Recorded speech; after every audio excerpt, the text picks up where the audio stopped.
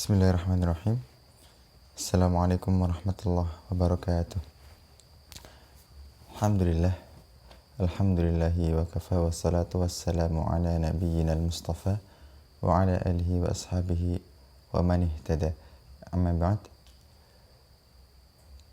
Qala Allahu fi kitabil aziz. A'udzu billahi minasy syaithanir rajim. Bismillahirrahmanirrahim. يا أيها الذين آمنوا كتب عليكم الصيام كما كتب على الذين من قبلكم لعلكم تتقون. Alhamdulillah. Alhamdulillah, segala puji bagi Allah. Kita haturkan dengan sebenar-benar pujian yang atas berkat rahmat Allah lah, berkat kebaikan beliau lah, kita dapat hidup hingga sekarang. Masya Allah, sebentar lagi banget kita memasuki bulan Ramadan. Berdebar-debar sekali rasanya hati ini hendak memasuki bulan suci, bulan pertempuran kita, bulan perlombaan kita, bulan dimana kita hendaknya mengarahkan seluruh tenaga untuk beribadah kepada Allah, memperbaiki amal kita, melatih diri kita, memperbanyak sunnah-sunnah yang bahkan kita tinggalkan sama sekali ketika di hari-hari biasa dan lain sebagainya. Jamaah kajian Rumah Sakit Bayangkara Bondowoso yang semoga Allah rahmati, pada kajian kali ini kita akan melanjutkan pembahasan kita pekan lalu.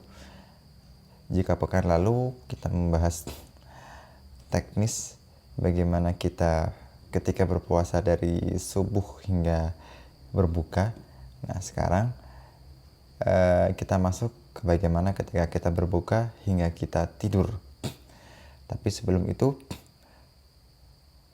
mari kita pastikan beberapa hal terlebih dahulu.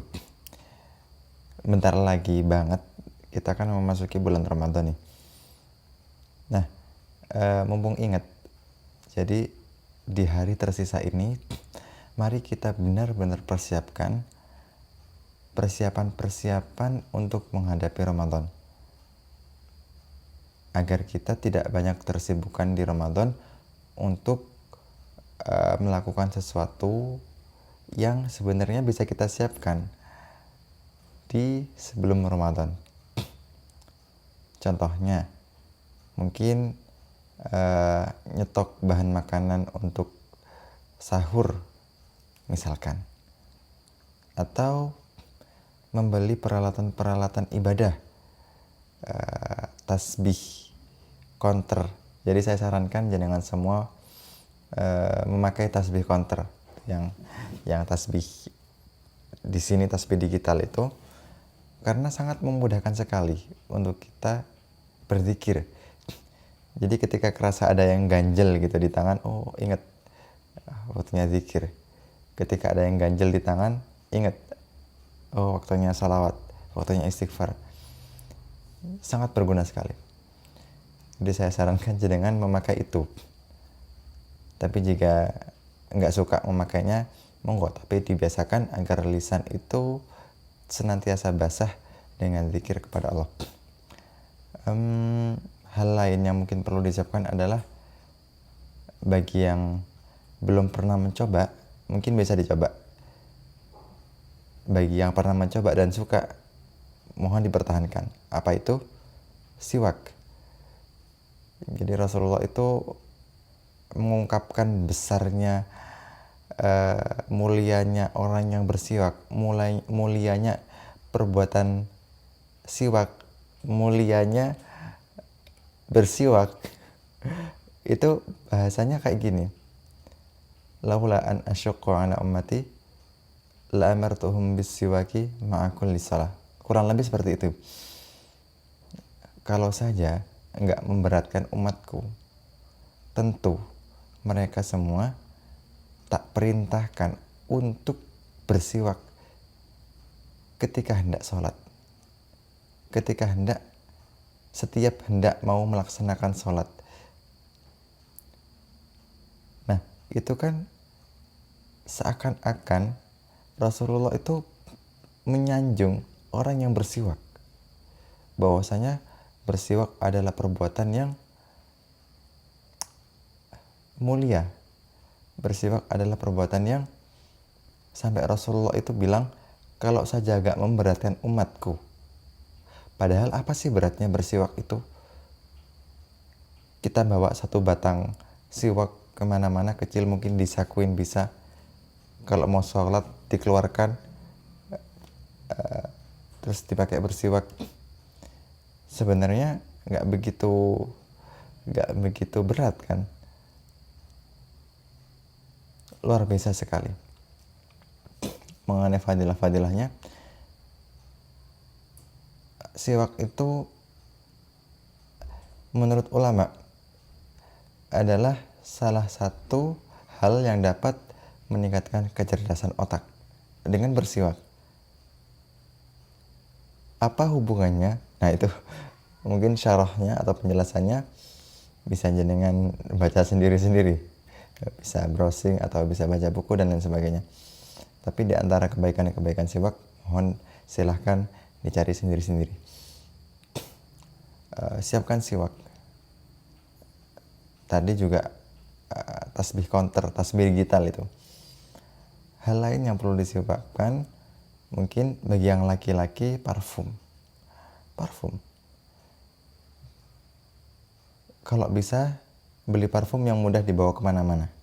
Bisa parfum roll itu atau parfum spray yang kecil.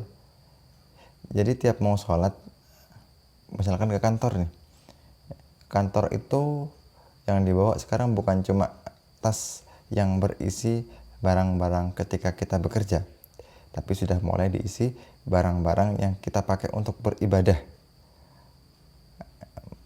Parfum, siwak, tasbih, Quran, dan lain sebagainya.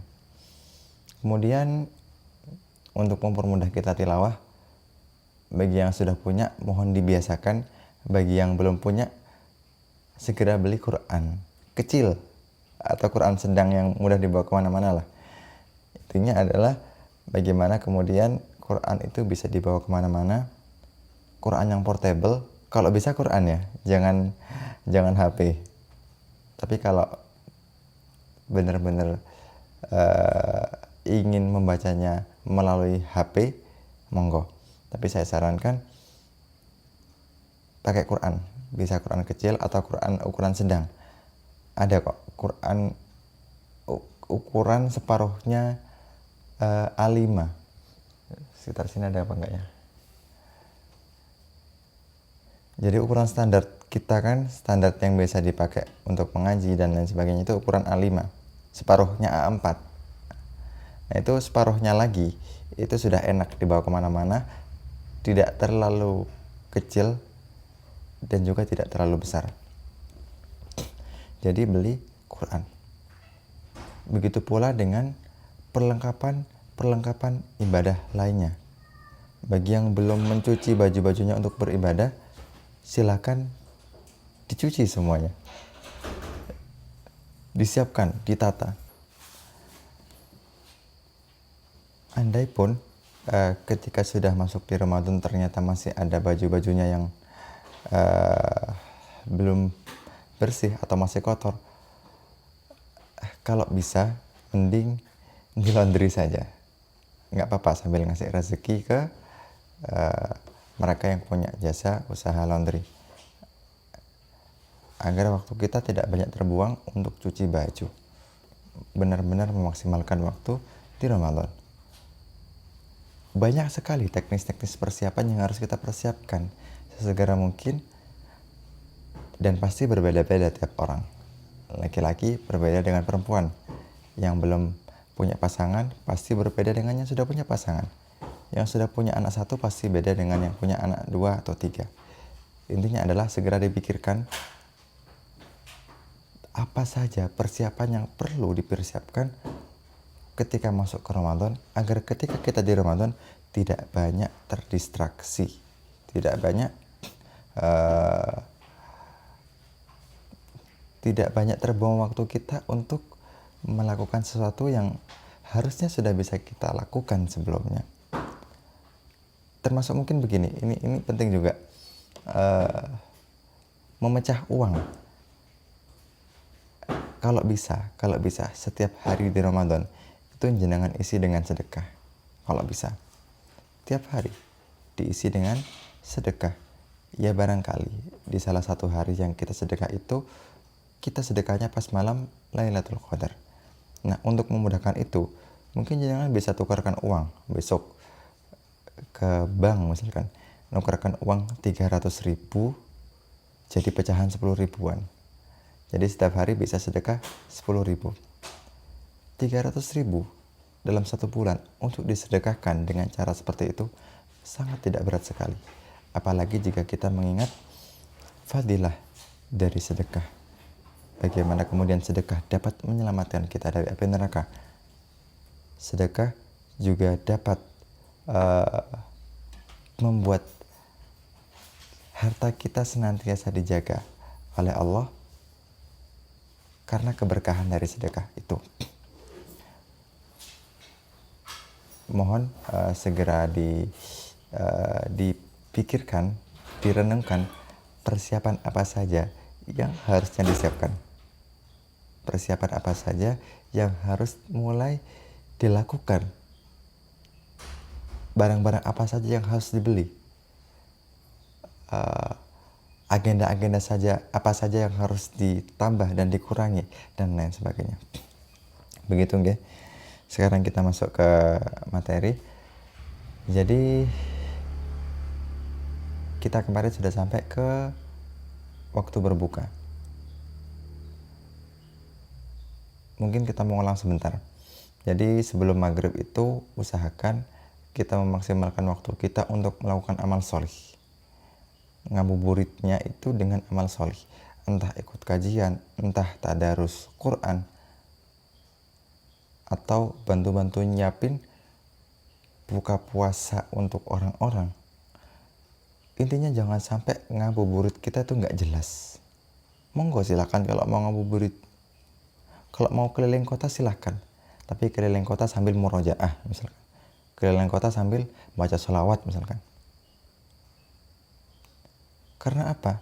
Karena waktu sebelum berbuka puasa itu waktu yang mustajab untuk berdoa. Jangan sampai disia-siakan. Ketika adzan maghrib, segera berbuka. Menyegerakan berbuka itu merupakan sebuah keutamaan. Segera berbuka, kalau Rasulullah itu biasanya berbuka dengan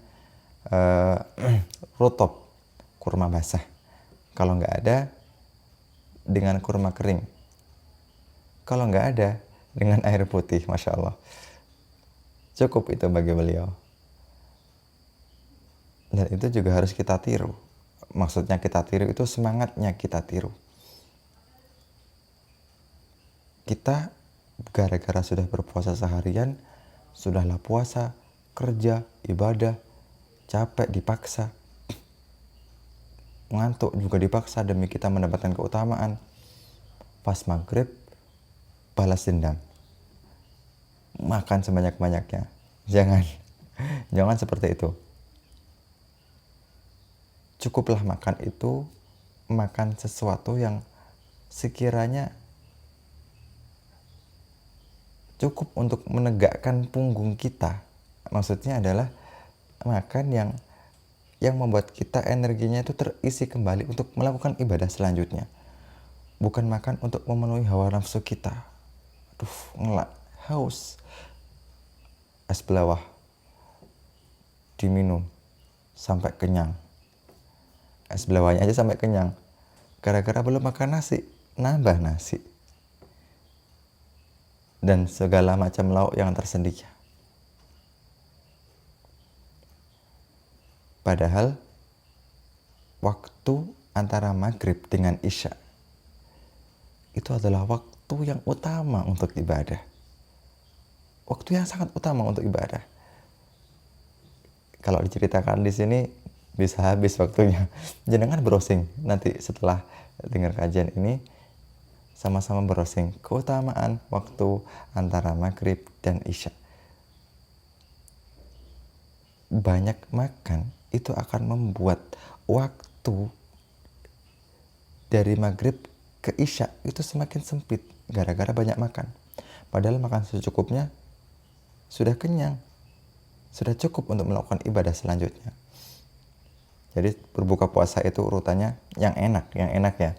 Dibatalkan dulu dengan kurma atau air atau mungkin ya monggo lah kalau mau es dan lain sebagainya, yang hangat-hangat juga.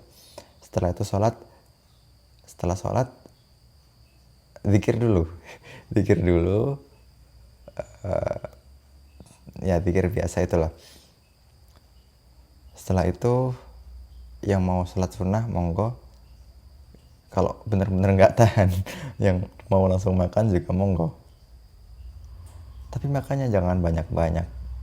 Makan banyak itu efeknya adalah waktu yang dibutuhkan banyak, kalau kenyang banget beranjaknya itu juga lama. Padahal waktu maghrib dan isya di antara kedua waktu itu adalah waktu utama untuk beramal. Setelah makan secukupnya saja. Makan secukupnya itu mungkin butuh waktu 10 menit atau 15 menit. Anggaplah jarak antara maghrib ke isya setelah kita sholat itu sekitar 40 menitan. 40 menit, 45 menit. Dipakai makan 15 menit. Ada waktu 30 menit yang bisa kita gunakan untuk ibadah. Jangan bersantai-santai. Maksudnya jangan banyak-banyak bersantai-santai. Ibadah, waktu utama sekali itu. Itu waktu yang sangat utama untuk beribadah. Maka dari itu, kalau bisa sih, jangan banyak-banyak ikut acara bukber. Kalau bisa, diusahakan untuk mengurangi acara bukber, terlebih bukber yang nggak penting, yang tanpa kehadiran kita pun nggak masalah gitu. Atau bukber yang memang sudah dilakukan berkali-kali oleh satu komunitas yang sama. Biasanya kan komunitas itu ngadakan bukber. Nah itu kalau sudah ngadakan sekali, terus mau ngadakan lagi, kalau bisa nggak ikut, ya nggak usah ikut. Karena biasanya loh ya, bukber itu rangkaian acaranya agak lama. Habis buka, masih ngobrol, dan lain sebagainya. Padahal waktu antara maghrib dan isya itu waktu yang sangat utama. Buka bersama secukupnya atau buka puasa secukupnya. Boleh jangan ikut bukber asal tetap bisa memaksimalkan waktu antara maghrib dan isya. Dipakai untuk apa? Banyak. Bisa berzikir, tilawah Al-Quran, tadarus, membaca tafsir, dan masih banyak hal lainnya. Digunakan sambil menunggu datangnya waktu isya. Nah, ketika sudah datang waktu isya, tentu saja kita melaksanakan sholat isya. Ya, kemudian disambung dengan tarawih. Rasulullah SAW bersabda, "Man qama Ramadan imanan wa ihtisaban, ghufira lahu ma taqaddama min dhanbih." Orang yang melaksanakan qiyam saat Ramadan dengan penuh keimanan dan mengharap-harap pahala, dosa-dosanya yang lalu itu akan diampuni. Yang dimaksud dengan qiyam di sini itu salat tarawih. Jadi salat tarawih habis salat isya ke salat tarawih, nyambung dari awal sampai akhir bersama imam. Mau ikut yang 8 rakaat monggo, mau ikut yang 20 rakaat monggo. Yang penting sholat tarawih. Jika 8 rakaat bisa khusyuk, bagus. 20 rakaat bisa khusyuk, bagus juga. sholat tarawih. Nggak perlu perdebatkan angkanya, jumlah rakaatnya. Yang kita kejar adalah bagaimana kita melaksanakan sholat tarawih itu dengan penuh keimanan, yakin bahwasanya sholat tarawih ini dan kita berharap pahala kepada Allah akan menjadi sebab digugurkannya dosa-dosa kita yang lampau oleh Allah Subhanahu wa ta'ala. Sholat tarawih ini akan lebih maksimal kalau kita nggak terlalu kenyang ketika maghrib. Sudahlah badan capek, seharian puasa, kerja, menyiapkan buka puasa. Ketika buka puasa balas dendam, makan banyak, akhirnya kita sangat kenyang dan tubuh meresponnya dengan memasukkan kita ke dalam mode istirahat. Karena sudah capek seharian, akhirnya setelah makan kenyang, seakan-akan otak itu nyuruh kita buat istirahat. Nah, kalau itu terjadi, yang terjadi selanjutnya adalah ketika isya dan tarawih itu ngantuk itu. Lalu bagaimana tips agar tarawih tidak ngantuk sekalipun ikut sholat yang lama? Kan ada tuh sholat tarawih setengah juz, sholat tarawih 1 juz, atau bahkan sebagaimana di Temboro itu Masya Allah, sholat tarawih 30 juz. Itu luar biasa sekali.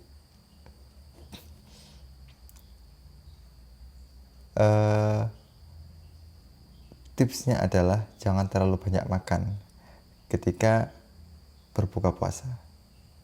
Secukupnya saja. Secukupnya saja sehingga kemudian kita ketika tarawih mampu untuk tarawih dengan nikmat, nggak kekenyangan. Kalau kekenyangan itu, aduh Masya Allah, sudahlah kenyang, kondisi tubuh capek, ingin istirahat itu akan menggebu-gebu. Maka dari itu sesuaikan porsi makan. Kemudian tips selanjutnya adalah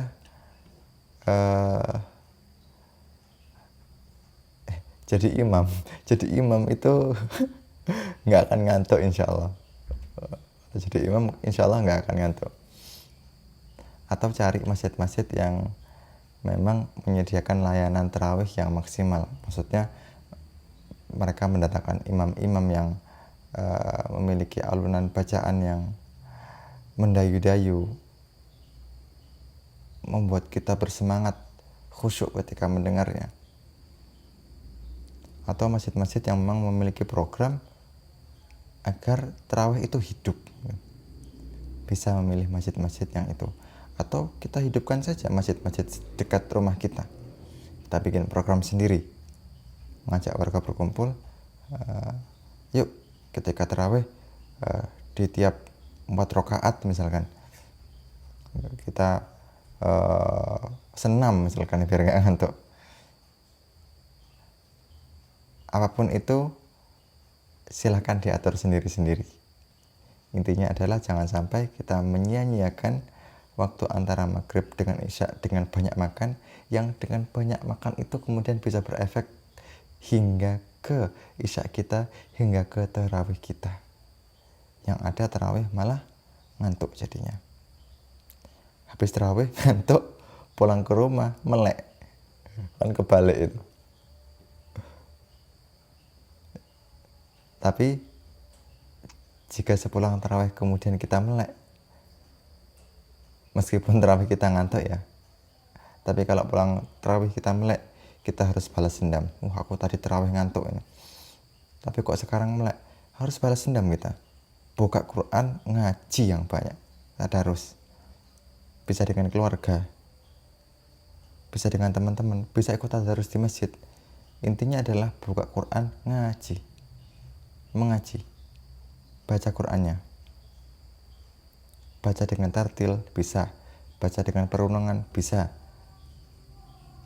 membaca tafsirnya saja barangkali ingin belajar tafsir bisa. Apapun itu manfaatkan waktu melek itu.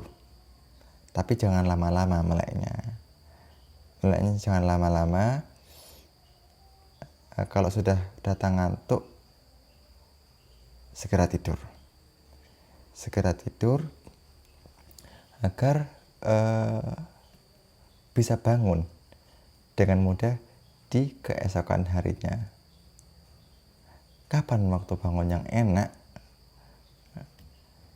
Waktu bangun yang enak sebenarnya itu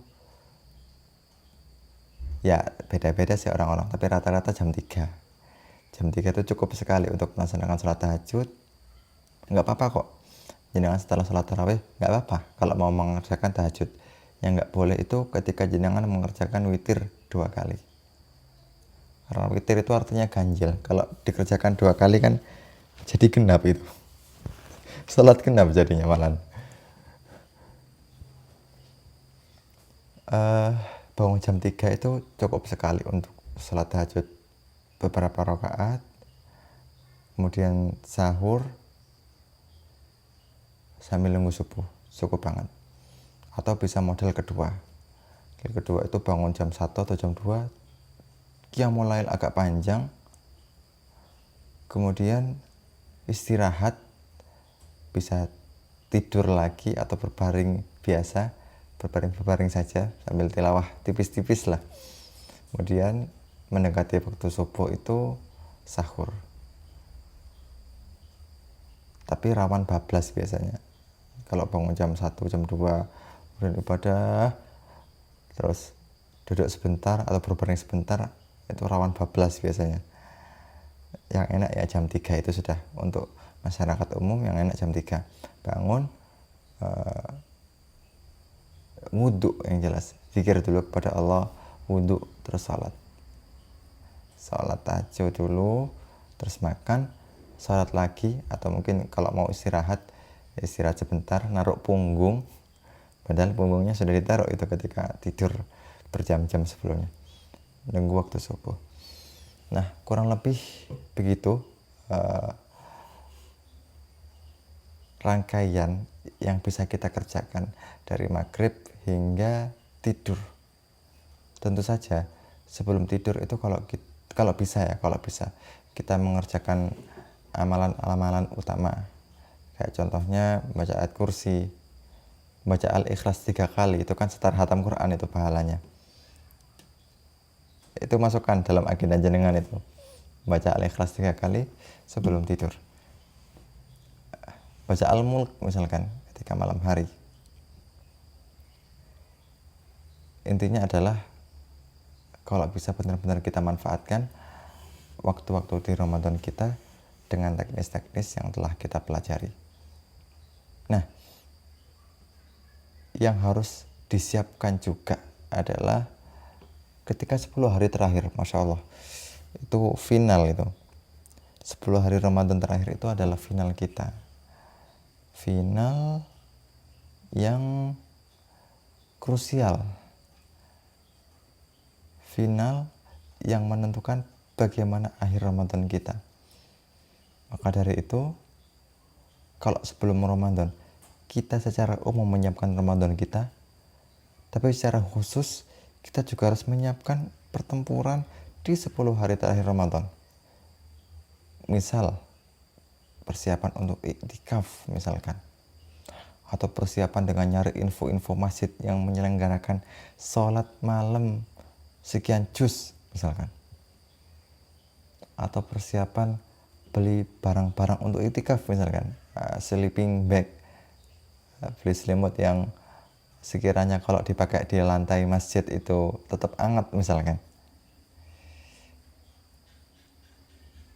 dan lain sebagainya. Dan semoga kita semua di sini dijadikan oleh Allah sebagai hambanya yang dapat mendapatkan predikat takwa dengan rangkaian latihan yang kita lakukan selama Ramadan. Semoga juga dengan teknis-teknis yang telah kita pelajari, kita dapat dengan mudah meraih malam Lailatul Qadar. Sebagaimana tadi ketika sedekah ya, kita mecah uang itu misalkan 300.000 jadi 30, berarti kan 10 ribuan tiap hari. Itu jenengan sedekahkan tiap hari, itu salah satunya pasti kena malam Lailatul Qadar, pasti itu. Dan sedekah 10.000 itu kalau bertepatan dengan malam Lailatul Qadar itu lebih baik daripada jenengan sedekah 10.000 selama 1000 bulan. Insya Allah. Itu berapa itu jumlahnya? Jarang-jarang kan kita bisa sedekah 1 juta, 10 juta, 50 juta. Tapi dengan sedekah 10.000 saja, ketika bertepatan dengan malam Lailatul Qadar, itu bayangkan berapa nilainya. Semoga Allah takdirkan kita untuk dapat bertemu dengan malam Lailatul Qadar dan benar-benar memaksimalkan ibadah di sana dengan qiyamul lail kita, tadarus Al-Quran kita, sedekah terbaik kita. Dan semoga kita benar-benar menjadi hamba Allah yang bertakwa. Dan dengan takwa tersebut, semoga Allah mempermudah jalan-jalan kita menuju surga dan keridhaan dari Allah. Kurang lebih begitu. Subhanakallahumma bihamdika asyhadu an la ilaha illa anta astaghfiruka wa atubu ilaik. Assalamualaikum warahmatullahi wabarakatuh.